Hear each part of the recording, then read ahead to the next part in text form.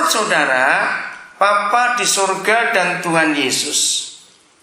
Pertanyaannya satu, tapi jawabannya multiple choice. Ada pilihan A dan B. Oke, ingat pertanyaannya. Menurut saudara, Bapa di surga dan Tuhan Yesus, A, itu lebih suka atau lebih senang dibuatkan gedung gereja yang megah, ibadah yang luar biasa, dahsyat, wah, permainan musik semuanya, itu yang A. Ingat ya. Atau yang B, kita pergi keluar dan mencari orang-orang yang belum kenal kasih Bapa itu. Jawabannya A atau B? Saya tahu jawaban saya. Yang kuat jangan dengar A atau B. Wih, hebat sekali. Tapi dengar, tunggu dulu, jangan bangga. Kalau kita sebagai gereja tahu jawaban bahwa Bapa di surga dan Tuhan Yesus sangat lebih suka dicarikan, dikenalkan kepada orang-orang yang belum kenal Dia daripada yang A tadi. Pertanyaan berikut, ini skakmat kalau saudara main catur. Tapi yang kita sebagai gereja, semua gereja rata-rata, jangan ada tersinggung dulu, kita buat A atau B? A, B katanya. Secara umum kita, siapa dia? Wah, luar biasa kamu anak kecil. Kita buat yang A secara umum. Umum ini ya. Saya bersyukur dengan gereja Sungai Yordan. Ada banyak pekerjaan penjangkauan yang saudara buat. Yang terakhir saya dengar ada kelompok apa namanya? Jeruk apa? Jeruk ya? Gimana masih berjalan itu? Singkatan apa Pak Sugeng jeruk itu? Jemaat rumah tangga. Saya lihat tadi di bulletin suara bertambah lagi istilah-istilah yang lain. Jangan pernah puas. Saudara, itulah kerinduan Bapa di surga. Maka itu kalau saudara mengaku diri Kristen, dengar ini ya. Kalau saudara mengaku diri Kristen, tetapi saudara tidak sibuk mengurus orang yang dikasihi oleh Tuhan Yesus, maka kita belum Kristen. Seluruh kegiatan yang Tuhan Yesus lakukan, ya hari ini kita akan membuka dan melihat kebenaran ini. Seluruh perbuatan yang Tuhan Yesus lakukan. Saya minta nanti dengan kerendahan hati masing-masing saudara, dari yang paling tua sampai yang paling remaja, pulang baca 4 Injil, Matius, Markus, Lukas, Yohanes. Lalu cari dan hitung ayat-ayat di dalam 4 Injil itu yang menuliskan aktivitas Tuhan Yesus di dalam bait suci dan sinagog. Ya, si bait suci itu pusatnya di Yerusalem. Lalu sinagog itu kecil-kecil, ya, di desa-desa, di kota-kota lain di luar Yerusalem, tempat ibadah orang Yahudi waktu itu namanya sinagog, ya, yang kecil-kecil itu. Nah, hitung saudara, saya kagum. Ternyata selama Tuhan Yesus hidup, aktivitasnya di dalam bait suci dan sinagog, saudara akan terkejut melihatnya. Ketika kita bongkar aktivitas Tuhan Yesus dalam 4 Injil itu, ternyata 10 jari tangan kita ini masih lebih. Artinya selama Tuhan Yesus hidup di dunia ini, ternyata aktivitasnya di dalam sistem keagamaan itu kecil sekali. Lalu pertanyaannya, jawab baik-baik.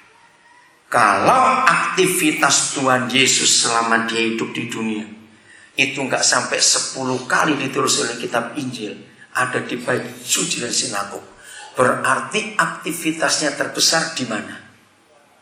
Di luar. Saya beri contoh begini. Kita lihat Lukas 7 ayat 1. Ini salah satu. Ada banyak kita temukan hal seperti itu.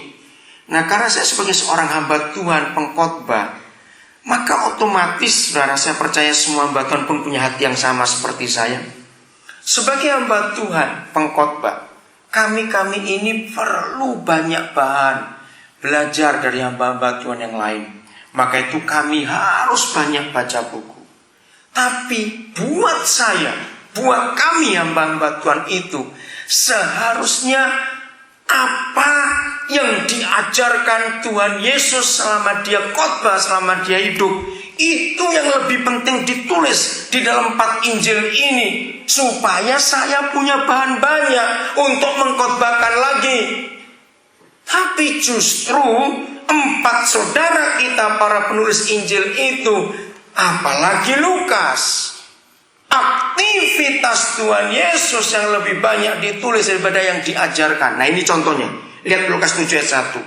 Setelah Yesus selesai apa? Baca, selesai apa?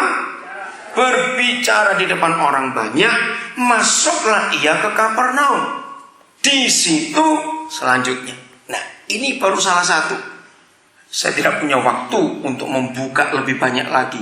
Tapi ini salah satu cara gereja harus punya hati misi, mencari orang-orang yang belum percaya Yesus lebih daripada aktivitas dalam gereja. Peristiwa seperti ini terulang berkali-kali di Alkitab. Setelah Yesus berbicara di depan orang banyak, setelah dia mengajar, itu gak ditulis dia bicara apa, ngajar apa, gak ditulis. Yang ditulis aktivitasnya. Ngerti tidak maksud saya ini, saudara? Ini luar biasa.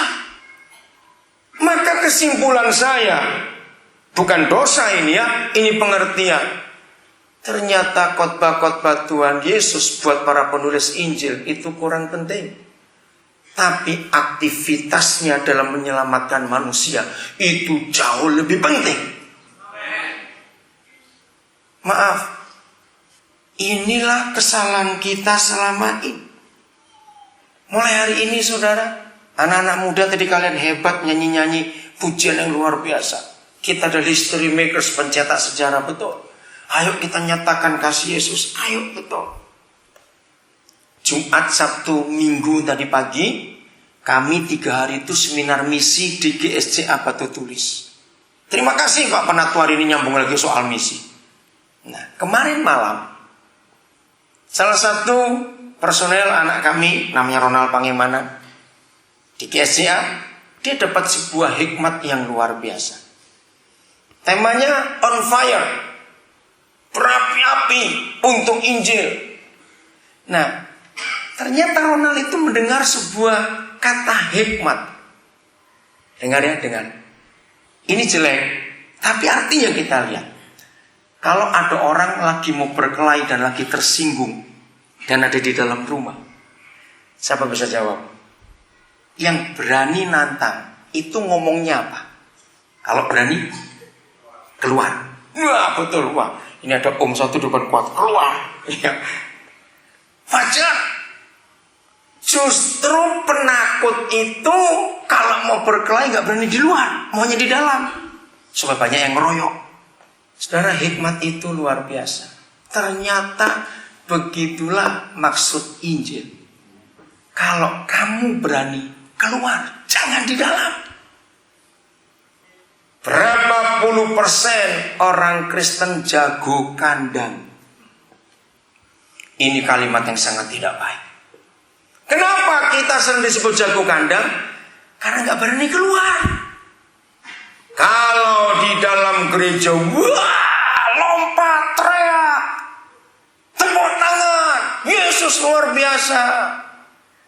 Padahal yang dibutuhkan bukan di dalam kita teriak-teriak. Di luar sana kita harus berani ngomong Yesus itu hebat. Saudara, maka itu kalau kita lihat 4 Injil ini luar biasa. Khotbah-khotbah Tuhan Yesus saja nggak direkam semua oleh 4 Injil itu. Tapi aktivitasnya, perbuatannya. Jadi semua gereja di dunia orientasinya, sasarannya harus orang, katakan amin. Orang, bukan program, bukan fasilitas, tapi orang. Saya ajak saudara berpikir lagi, setelah 4 Injil kita tinggalkan, Begitu 4 Injil selesai, ada kitab apa? Menurut saudara, Bapa di surga dan Tuhan Yesus.